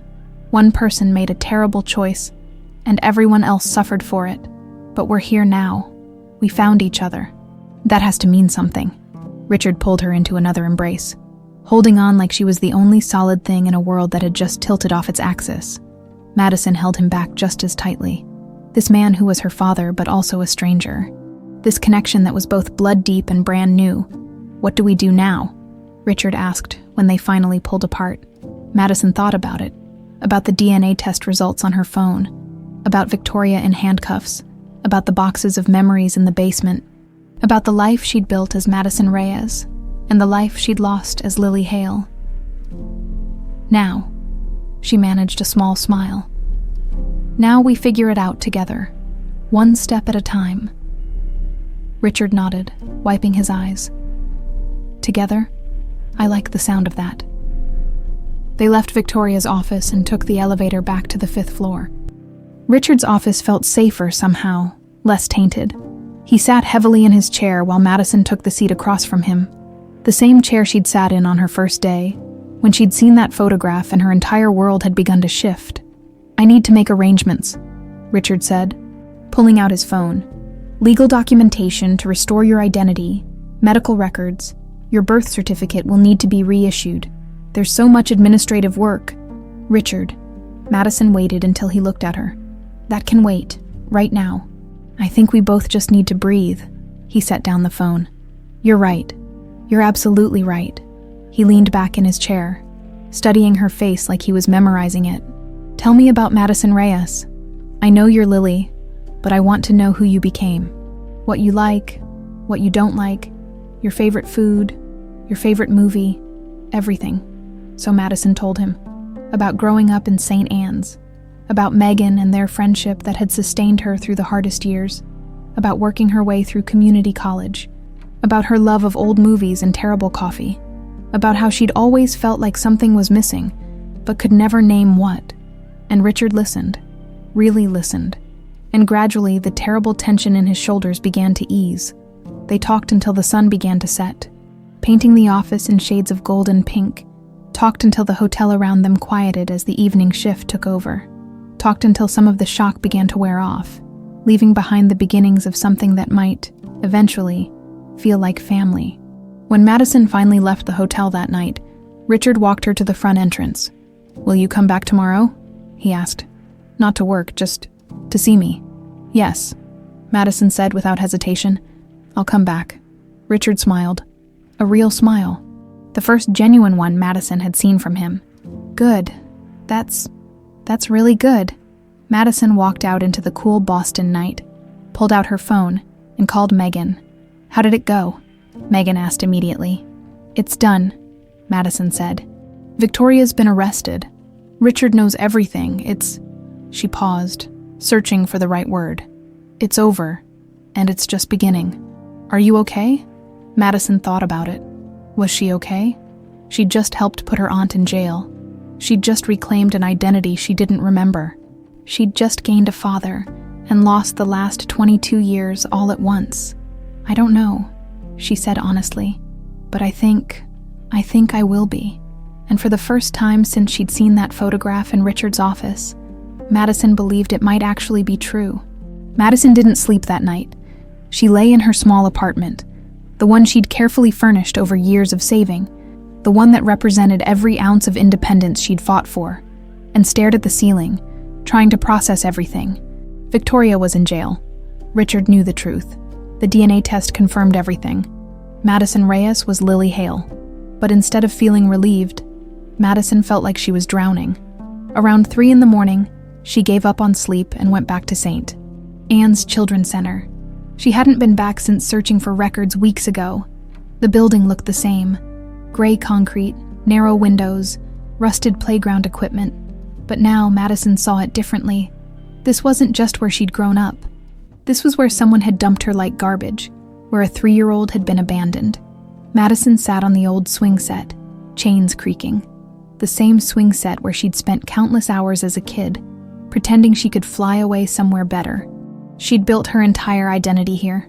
Madison Reyes, the girl with no past, the orphan who didn't need anyone, the woman who'd clawed her way through community college while working 2 jobs. And now she was supposed to, what? Just erase all of that. Become Lily Hale, heir to a fortune she'd never asked for. Her phone buzzed. Megan, can't sleep either? Want company? Madison smiled and typed back, I'm at St. Anne's. Come if you want. 20 minutes later, Megan joined her on the swings. Couldn't stay away. Huh, Megan said. I needed to be somewhere that made sense. Somewhere that felt real. This place is real, Megan said quietly. Everything that happened to you here is real. That doesn't change just because you found out where you came from. Madison pushed off with her feet, swinging gently. I feel like I'm losing myself, Meg. Like Madison Reyes is disappearing and I'm supposed to be happy about it. But I don't want to lose Madison. She fought too hard to exist. Then don't lose her. Megan's voice was firm. Who says you have to? You're both people. You can be Madison and Lily at the same time. Can I, though? Madison stopped swinging. Richard kept calling me Lily yesterday. He's looking at me and seeing his 3-year-old daughter, but that's not me. I don't remember being that person. So, don't be. Megan shrugged. Be who you are now. Richard will adjust. What if he can't? What if I'm just a constant disappointment? Stop. Megan grabbed Madison's hand. Listen to me. You are not a disappointment. You are a miracle. Richard spent 22 years thinking his daughter was dead, and now she's alive. That's more than he ever hoped for. Madison felt tears prick her eyes. I'm scared, Meg. What if this doesn't work? What if we can't figure out how to be a family? What if it does work? Megan interrupted. What if you get something you've wanted your entire life? What if you finally get to belong somewhere? The tears spilled over. Madison had spent so long building walls, pretending she didn't need anyone. But the truth was, she'd always wanted this. A family. A place to belong. I'm allowed to want it. Right, Madison whispered. Even though Victoria goes to prison, even though Grace is dead, I'm allowed to want a relationship with Richard. Of course you are, Megan said fiercely. Madison, none of this is your fault. You were a child. You are the victim. And you deserve to have good things come from this. You deserve to have a father who loves you.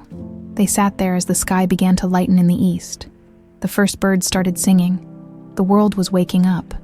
I need to go back to St. Anne's, Madison said suddenly. Not just the building. I need to look at my intake records again. Megan checked her watch. Mrs. Patterson opens the office at 7. We've got a couple hours. They went to a nearby diner and ordered terrible coffee and worse pancakes. Megan told her about the new kids at St. Anne's, the ones who reminded her of Madison and Megan at that age. You should come talk to them sometime, Megan said. When you're ready, tell them your story. Help them how? By showing them that even when your start is terrible, you can still make something of yourself. You can still find your way home, even if it takes 22 years. Megan squeezed Madison's hand. You're proof that lost things can be found. At 7 o'clock, they returned to St. Anne's. Mrs. Patterson, the current director, welcomed them in with sympathetic eyes.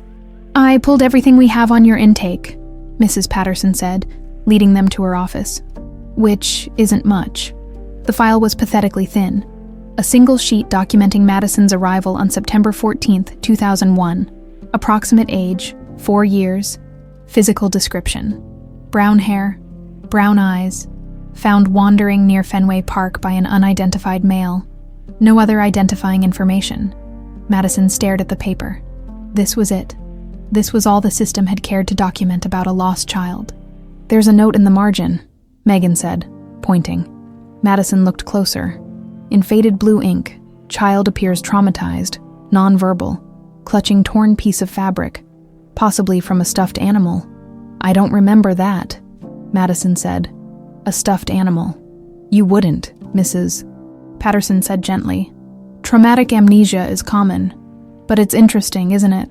Madison thought about the boxes in the basement, the brown teddy bear in the photograph.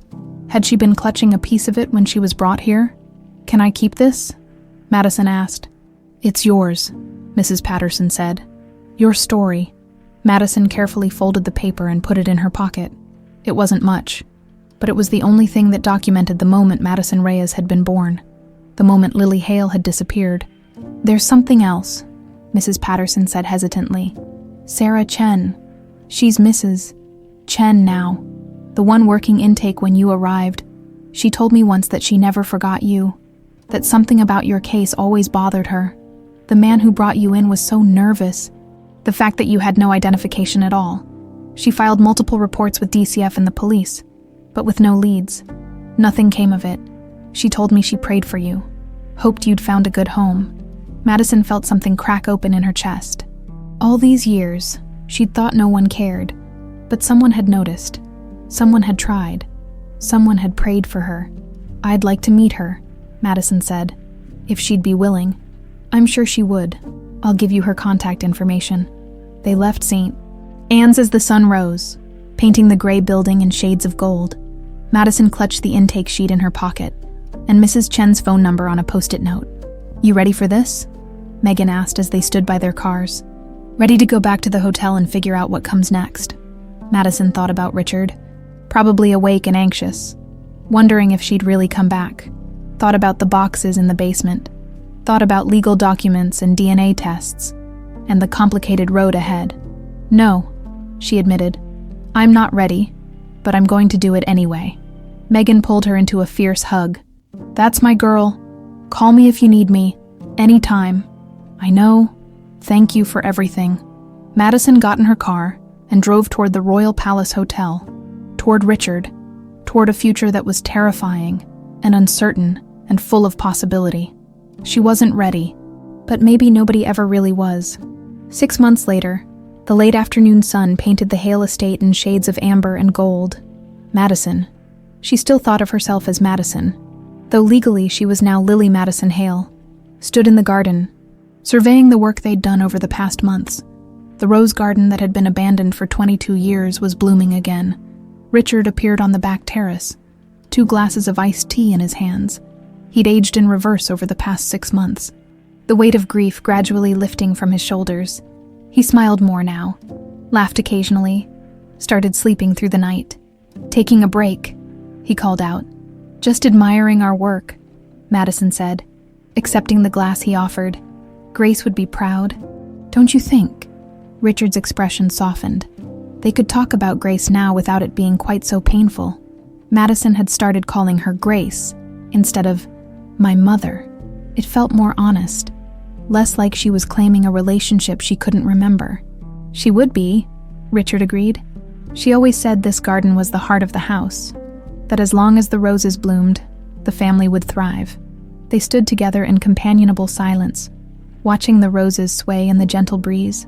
Red ones, pink ones, white ones climbing up the old trellis they'd repaired together. The lawyer called. Richard said after a moment, Victoria's sentencing is next week, Tuesday at 10. Madison nodded. She'd known it was coming. Victoria had pleaded guilty to all charges 3 months ago, sparing everyone a trial. The prosecution was recommending 15 years. With good behavior, she could be out in 10. Are you going? Madison asked. I don't know. Part of me wants to. Part of me never wants to see her again. Richard sighed. She's still my sister despite everything. I'm going, Madison said quietly. I need to see it through, close that chapter. Richard looked at her with something that might have been pride. You're stronger than I am. No, just different.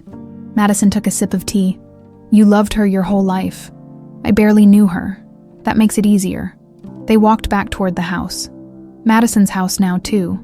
She'd moved in 3 months ago, taking one of the guest rooms and slowly making it her own. Her apartment in the city was still there, still had all her things. She wasn't ready to let it go entirely, but the Hale estate was starting to feel like home in a way nothing else ever had. The dining room table was set for 4. Megan was coming for dinner, along with Thomas Green, the family lawyer who'd become something of a friend and mentor to Madison as they navigated the legal complexities of restoring her identity. Madison had a birth certificate now, medical records, a passport with her real name, Lily Madison Hale, born June 15, 1997. She'd even gone back to community college to update her records, though she'd chosen to keep Madison as her primary name on all her documents. It felt like a compromise, honoring both who she'd been and who she was becoming. The doorbell rang. Madison went to answer it, finding Megan on the porch with a bottle of wine, and Thomas right behind her with a bakery box. "Dessert," Thomas announced. "Cannoli from that place in the North End you like." "You're my favorite lawyer," Madison said, taking the box. "I'm the only lawyer you know." "Still counts." They gathered in the dining room, and for the next 2 hours, Madison let herself simply exist in this moment. Megan told stories about the new kids at St. Anne's. She'd been promoted to assistant director last month. Thomas talked about the legal minutiae of updating decades-old hotel contracts. Richard shared memories of Grace that no longer made everyone at the table cry. And Madison realized, somewhere between the salad course and dessert, that this was what family felt like. Not perfect, not uncomplicated, but real. After dinner, Megan pulled Madison aside while Richard and Thomas argued good-naturedly about sports in the living room. "So?" Megan said, her eyes twinkling. "Are you going to tell him?" "Tell him what?" "Don't play dumb about the job offer." Madison had been offered a position as assistant manager at the Royal Palace Hotel 3 weeks ago. It was a real job, not nepotism. She'd interviewed with the entire management team, and Gerald had even grilled her harder than he'd grilled any other candidate, probably to prove there was no favoritism. "I don't know if I'm ready," Madison admitted. "What if people think I only got it because of Richard? Then let them think that, and prove them wrong by being excellent at your job." Megan squeezed her arm. "You've been working there for months anyway. Might as well get paid appropriately and have actual authority. When did you get so wise?" "I've always been wise. You just weren't listening." Madison found Richard later, standing in what had been Lily's nursery. He came here sometimes, late at night when he thought no one was watching. The room was exactly as it had been 22 years ago. Crib, changing table, mobile with little butterflies hanging over where a baby would have slept. "We should probably do something with this room," Richard said when he noticed Madison in the doorway. "Turn it into something useful. A home office, or we could leave it," Madison said softly, as a reminder of who she was, who I was. Richard turned to look at her, his eyes bright with unshed tears. "You don't have to do that. You don't have to preserve a shrine to someone you don't remember." "I'm not preserving a shrine. I'm acknowledging that she existed, that she mattered." Madison stepped into the room, running her hand along the crib rail. Lily Hale was real. She was loved. And then terrible things happened to her. But she survived. She became Madison Reyes. And Madison Reyes became strong enough to find her way back. That's worth remembering. Richard pulled her into an embrace. They did this more easily now, these spontaneous displays of affection. It had been awkward at first. Madison wasn't used to being hugged, and Richard had been terrified of overstepping. But slowly, carefully, they'd figured out how to be father and daughter. "I got a job offer," Madison said into Richard's shoulder. "At the hotel, assistant manager." Richard pulled back, his face breaking into a smile. "That's wonderful. When do you start?" "I haven't accepted yet. I wanted to talk to you first. Make sure you're okay with it." "Okay with it." "Madison, I'm thrilled. You've been doing the work anyway. Might as well make it official." He paused. "Unless you're worried about people talking." "A little," she admitted. "Then we'll make sure you earn it. No special treatment, no shortcuts. You'll work harder than anyone else. And you'll prove you deserve to be there." Richard's expression was serious now. "But I also want you to know, you don't have to work at the hotel if you don't want to. You don't owe me anything. If you want to do something completely different, pursue your own path. I'll support that too. I know, but I think I want this. It feels right somehow. like I'm taking back something that was stolen from me. Then do it, and I'll be proud of you either way. The week passed quickly. Madison accepted the job offer. She visited Mrs. Chen, who cried when she saw her and told her stories about the little girl who'd arrived at St. Anne's, clutching a torn piece of brown fabric. They had coffee twice more after that, beginning to build something that felt like friendship. And then it was Tuesday, sentencing day. Madison dressed carefully in a navy suit that Richard had helped her pick out. Professional, serious, the outfit of someone who was here on business, not emotion. Richard drove them to the courthouse in silence. They met Thomas in the lobby, and together the three of them made their way to the courtroom. Victoria was already there with her lawyer, dressed in an orange jumpsuit that made her look small and tired when she saw Richard and Madison enter. Something flickered across her face. Surprise, hope, fear.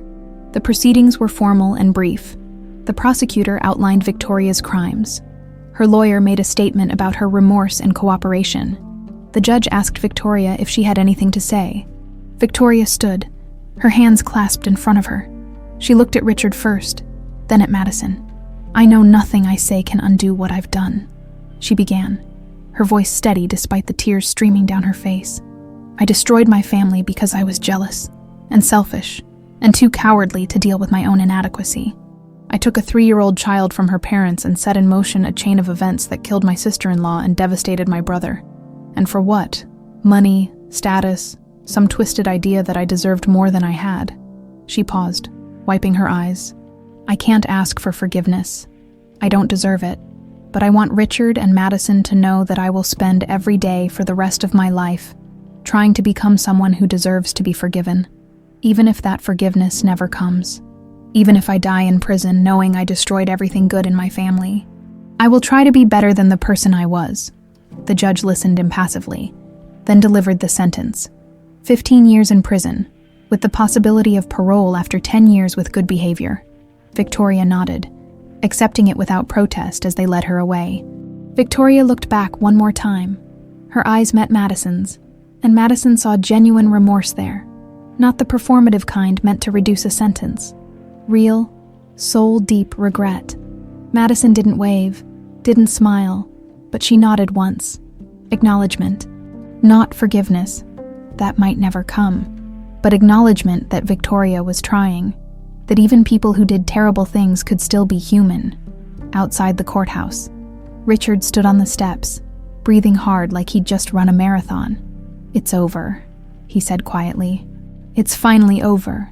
"No," Madison corrected gently. "It's not over. Victoria will be in prison for the next decade at least. The consequences of what she did will ripple forward for the rest of our lives. But the acute crisis is over. Now we get to figure out what comes next." Richard looked at her with something that might have been wonder.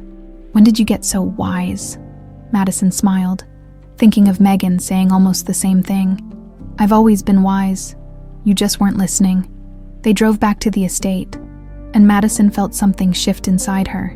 The weight of the past 6 months, the investigation, the confession, the DNA tests, the endless paperwork and legal proceedings. All of it had been leading to this moment, this closing of one chapter so another could begin. That evening, Madison stood in the rose garden again, this time with a small wooden box in her hands. Inside was the torn piece of fabric Mrs. Chen had kept, the scrap from her teddy bear that she'd clutched when she arrived at St. Anne's. Madison had taken it to a forensic textile expert who'd confirmed it matched the bear in Richard's photographs. She dug a small hole at the base of the largest rosebush, a deep red one that Grace had apparently planted when she found out she was pregnant. Madison placed the fabric in the hole and covered it with soil. "What are you doing?" Richard asked, appearing beside her. "Planting something," Madison said. "A reminder of where I came from, who I was, who I am now. It's all connected, all part of the same story." Richard knelt beside her, placing his hand on the soil. Grace would have loved this. The symbolism of it. "Tell me about her," Madison said. "The real her, not just the perfect wife and mother, the person she actually was." So Richard did. He told her about Grace's terrible singing voice and her love of bad puns, about how she'd burned dinner at least once a week and couldn't parallel park to save her life, about her fierce loyalty and her terrible temper and the way she'd snort when she laughed really hard. And Madison listened, building a picture of the woman who'd given birth to her. Not a saint, not a tragedy, just a person who'd loved deeply and lost everything and couldn't find a way to keep living in a world without her daughter. "I wish I could have known her," Madison said when Richard finished. "Me too. She would have loved the woman you've become. Madison Reyes, Lily Hale, all of it. She would have been so proud." They sat there in the garden until the sun set, and the first stars appeared. The house behind them glowed with warm light. Megan was still inside, probably raiding the kitchen. Thomas was likely arguing with someone on his phone about legal minutia. This was home now. Not perfect, not uncomplicated, but real. And for Madison, for Lily, that was more than enough. She stood, brushing soil from her hands, and extended one to Richard. He took it, and together they walked back toward the house, toward the family they were building from the ruins of what had been lost. The roses would bloom again next spring, and the spring after that, and the one after that, life continuing, despite everything, because that's what life did. It persisted, it rebuilt, it found a way forward, even through the darkest moments, and Madison Reyes, Lily Madison Hale, was finally, truly home.